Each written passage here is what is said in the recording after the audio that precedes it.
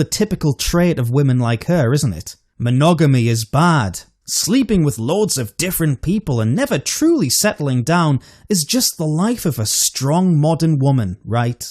Rootless, hollow, just how Vice magazine likes it. Take a wander through her Twitter feed and you will see other shining examples of how Blythe thinks and acts. She retweets things like this: environmentalists shutting down coal mines in the north, my neck of the woods. This leads me to believe that the plight of the working class isn't something that really bothers her. The loss of industry leading to the destruction of communities, the lack of purpose these people might have. Oh, I doubt it matters. Because the only things that are important are shallow political statements like this, jumping on top of a bulldozer, and the self-delusion that these people are actually doing something positive. She also feels strongly about the refugee issue, surprise surprise, and according to an interview I read, set up her own refugee-centred charity a couple of years ago, after she visited the Calais camps. How and why did you originally get involved with the current refugee crisis? I went to help put up shelters in Calais and fundraised cash. I protested a few times and then created a homegrown arts political project called Now We Make Tomorrow with my friends. I got involved because this is one of the worst refugee situations since World War II, and it is due in part to the actions of my country. A country whose wealth and status I personally benefit from, and so this is my way of feeding back in an unfair system. I don't believe I am any different to those people. I am not afraid of them. I am afraid of our lack of humanity in the face of their suffering. Already I'm sure you can pick up on the guilt and shame that runs through her blood, but more on that in a bit. Back to Twitter, here's her retweet of a sign that claims the climate crisis is a racist crisis, because of course it is. Even though, as I mentioned, Africa's population will eventually engulf us all, and these people will stand by and say absolutely nothing about it. And finally, of course, we get on to the anti-white stuff. Blythe is a big fan of this bloke, a self-proclaimed Muslim activist, an educated man of colour, American by birth but a Pakistani by blood, and she posts his stuff all the time. Here's a good one. Dear white people, no one is asking you to apologise for your ancestors. We are asking you to dismantle the systems of oppression they built that you maintain and benefit from. Right, yeah, sure. What you really mean is dismantle your societies and willingly lash yourselves on the back for being fortunate enough to have ancestors who left you something great to inherit. Because that's bad, you see. Get it?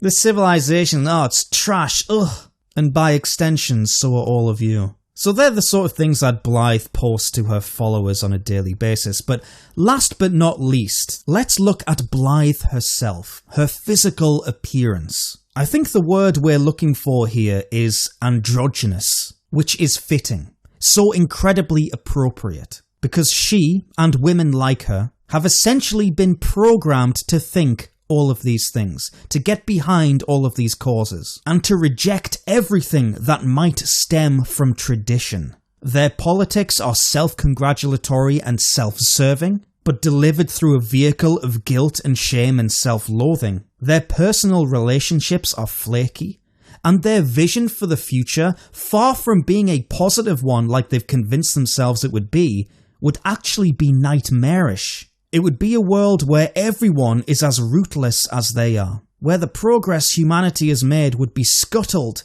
in favour of false equality, where our countries would be overrun with outsiders, and where we would lower ourselves out of shame. Blythe is the perfect example of what globalism wants women to be. They couldn't do better even if they made her in a lab, which is why she's all over the mainstream media pushing an anti-traditionalist message to young, terrified women, wrapping it in a noble packaging to make them feel like they'd be fighting for something great when in reality they'd be doing the opposite. One of those poor, scared women is this girl, Alice Brown. She appears on TV with Blythe often, but I first found her on the official Birthstrike YouTube channel along with others, all of whom really do conform to a type.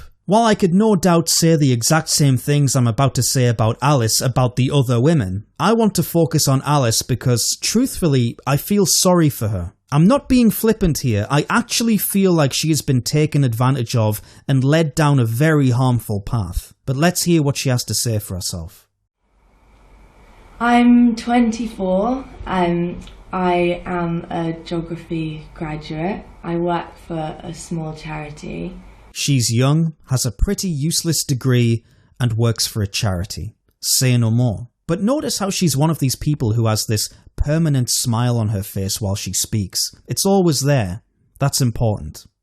I became aware of environmental issues when I started off my career as a radio producer, and I ended up getting depression for about a year, and everything came crashing down around me. I lost everything, all my friends, and my job stuff and my career really, and I just had a total reassessment of what was actually important, and then a whole new world opened up for me.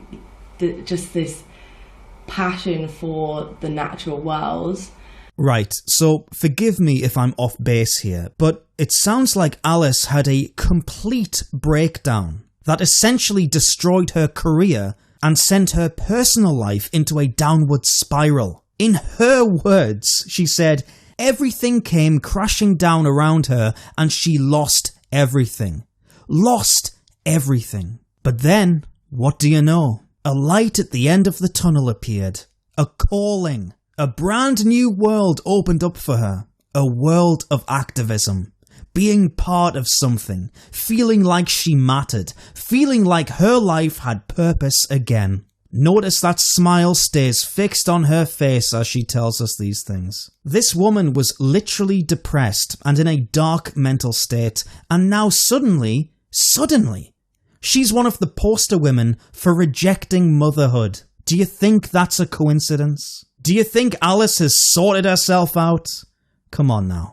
I'm not on a career path anymore. There's no career for me. I actually don't see a future sometimes, because I don't feel there's any point in doing anything until we're in a consensus together to make this a healthier and safer world for everything. She's given up on her ambitions. She has stopped her life in its tracks. She doesn't see a point in doing anything anymore unless this utopian idea that's been put inside her head comes to pass. But that'll never happen, will it? We all know it, and I suspect deep down she knows it, but she can't admit it or see the truth because this new mission she's on is the only thing she has in her life now. That's it. This girl is hanging on by a thread, and I'm sure I'm not the only one who can see that. Each day for me is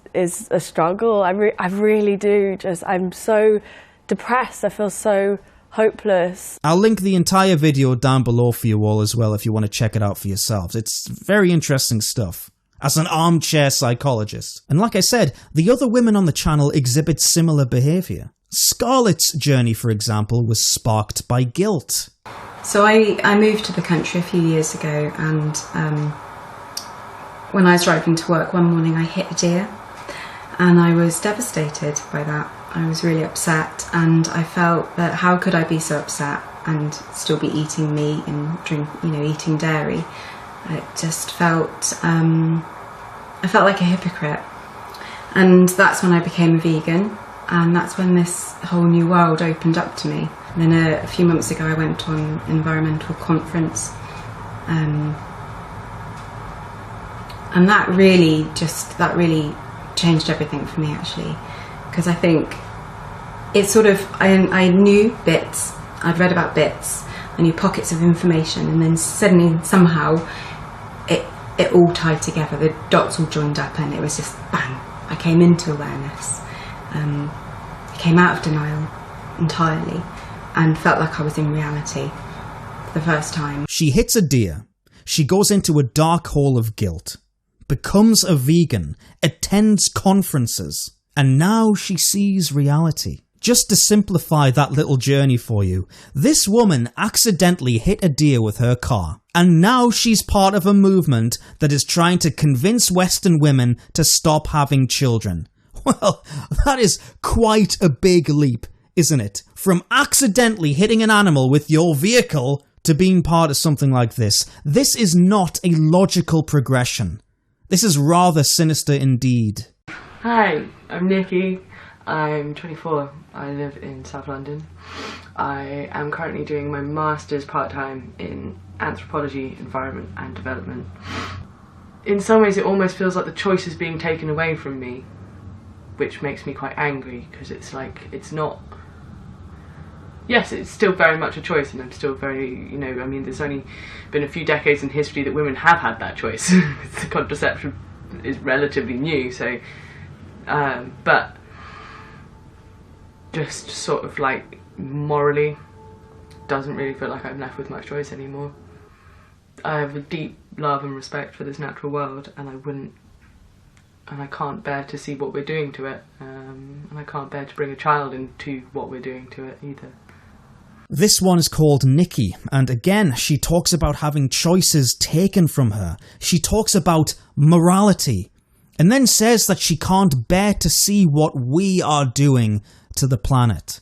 Yes, mixing morals with guilt doesn't usually lead to positive outcomes. And I mean, it's scary actually seeing clips of these women, especially Nikki here.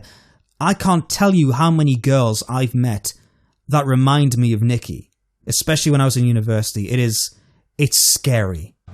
These women, I believe, were vulnerable people, already somewhat worn down by modernity, searching for purpose, searching for something that would fulfill them, but that something was never going to be having children or living anything remotely close to a traditional lifestyle because, as we know, they've been pushed away from that their entire lives by the media and wider culture. So what do they find in the depths of their depression and profound sadness?